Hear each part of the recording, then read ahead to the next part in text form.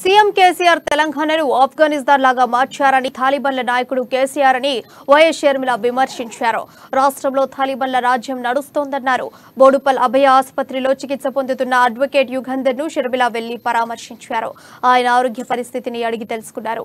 దళిత బంధులో జరిగిన అక్రమాలను ఆధారాలతో సహా నిరూపిస్తే సర్కార్ ఇచ్చిన బహుమతి దాడి చేయడమేనా అని ప్రశ్నించారు. దళిత బిడ్డ మీద దాడులు జరిగితే పోలీసులు కేసు కూడా నమోదు చేసుకోలేదన్నారు. దళితులను కేసీఆర్ మోసం చేశాడని షర్మిల రాష్ట్రంలో దళితులకు కనీస గౌరవం కూడా లేదన్నారు. దళితులంటే ఓట్లేసే యంత్రంలాగే చూస్తున్నారని, దళితుల కోసం పెట్టిన ప్రతి పథకము మోసమేనని అన్నారు. కేసీఆర్ దళిత ద్రోహి అని మండిపడ్డారు షర్మిల.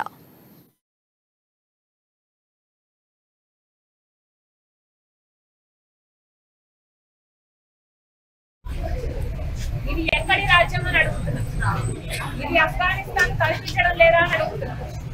వీళ్ళు తాలిబాన్ల లాగా వ్యవహరించడం లేదా అని కేసీఆర్ గారిని అడుగుతున్నారు.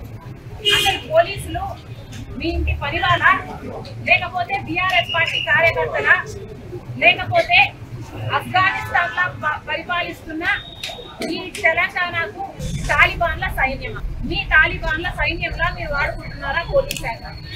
కేసీఆర్ గారు సమాధానం చెప్పాలి. ఈ రోజు దళితులు అన్న వాళ్లకు అసలు గౌరవం లేకుండా పోయి అసలు దళితుని ఎన్ని రకాలుగా మోసం చేయాలో అన్ని రకాలుగా మోసం చేశాడు కేసీఆర్ గారు. దళిత బిడ్డలు అంటే అసలు మనుషులుగా కాదు పురుగులా చూస్తున్నాడు కేసీఆర్ గారు. అసలు వాళ్ళను ఓట్లేసే యంత్రాలుగా తప్పితే